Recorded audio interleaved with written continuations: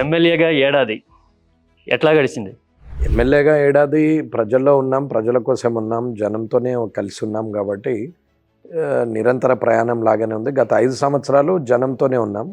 జనం నమ్మి గెలిపించారు కాబట్టి మళ్ళీ ఈ సంవత్సరం కూడా జనంతోనే ఉన్నాం.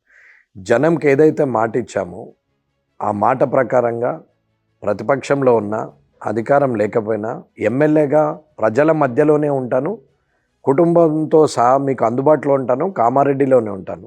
నేను హైదరాబాద్ వెళ్ళే వ్యక్తిని కాదు. మధ్యలో పిఏలు ఉండరు, మీడియేటర్లు ఉండరు. జనం డైరెక్ట్గా ఎమ్మెల్యే క్యాంప్ ఆఫీస్కి వచ్చి నా ఇంటికి వచ్చి నాతో డైరెక్ట్గా మీరు వచ్చి మాట్లాడచ్చు. ఎక్కడ బ్రేకులు ఉండవు, ఎక్కడ హర్డిల్స్ ఉండవు, ఎక్కడ కూడా స్పీడ్ బ్రేకర్లు ఉండవు. మీరు డైరెక్ట్గా వచ్చి కలవచ్చు అని చెప్పాను.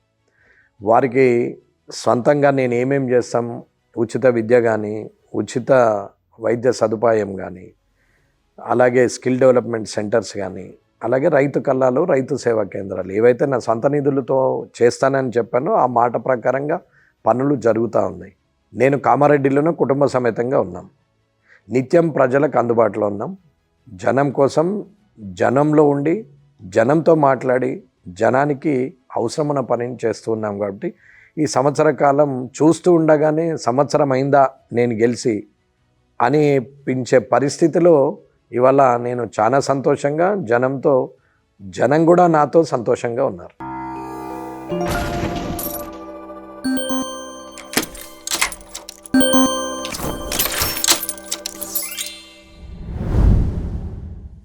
ఈ మధ్యకాలంలో మీడియాలో ఒక ఆసక్తికరమైన వార్త చూశానన్నా నేను, ఒక ఇంగ్లీష్ డైలీలో.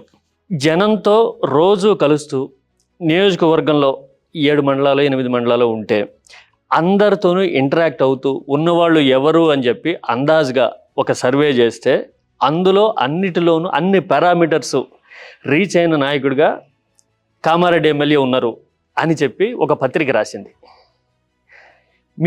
మీ ఫంక్షనింగ్, మీ కైండ్ ఆఫ్ ఫంక్షనింగ్ అంటే మీ పనితీరుని డీసెంట్రలైజ్ చేసేందుకు, మండల స్థాయి వరకు గ్రామ స్థాయి వరకు తీసుకుని వెళ్ళేందుకు ఎట్లాంటి విధానం ఎంచుకున్నారు మీరు? అసలు ఇది ఎలా సాధ్యమైంది? అంటే మేము గెలవడానికి గత 2018లో ఓడిపోయినప్పుడు, బీజేపీ నుంచి పోటీ చేసి ఓడిపోయినప్పుడు డిపాజిట్ రాలేదు.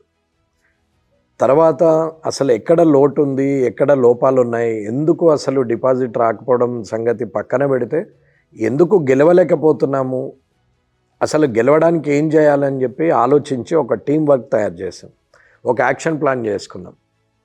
మండలానికి ఒక ఇన్ఛార్జ్గా పెట్టుకొని డీసెంట్రలైజ్ చేసి ఎక్కడికక్కడ గ్రామీణ స్థాయి వరకు ఈ వ్యవస్థను గ్రామీణ స్థాయి వరకు తీసుకెళ్ళి ఒక 52 మందితో కలిపి 100 గ్రామాల్లో ఒక వ్యవస్థను నిర్మాణం చేసాం.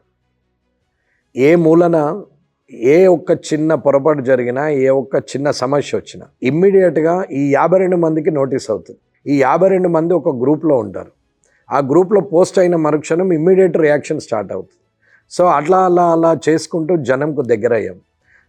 నాయకుడు అనేవాడు సమస్య ఎక్కడైతే ఉంటుందో అక్కడికి పరిగెత్తాల. కానీ నేను నాయకుడిని కదా, నా దగ్గరికే సమస్య ఉన్నోడు రావాలని అనుకోవడం మూర్ఖత్వం. సమస్య ఎక్కడైతే ఉంటుందో అక్కడికి పరిగెత్తేవాడు నాయకుడిగా ఎదుగుతాడనేది నేను గట్టిగా నమ్మాను. ఆ సమస్య ఎక్కడుందో తెలుసుకోవాలంటే ఒక వ్యవస్థ నిర్మాణం ఉండాలి. ఆ వ్యవస్థ వల్లనే, సమిష్టి కృషి వల్లనే గెలుస్తామనే ఒక నమ్మకంతో ఈ 52 మందితోని చేయడం జరిగింది. అలా చేస్తున్నటువంటి వ్యవస్థ వల్ల 5 సంవత్సరాలు 24/7 365 రోజులు ప్రతి నిమిషము ఏ ఫోన్ మధ్యరాత్రి చేసినా అటెండ్ అయ్యేవాళ్ళు. అదే వ్యవస్థ ఈ సంవత్సర కాలం కూడా ప్రజలకు అలాగే అందుబాటులో ఉంది.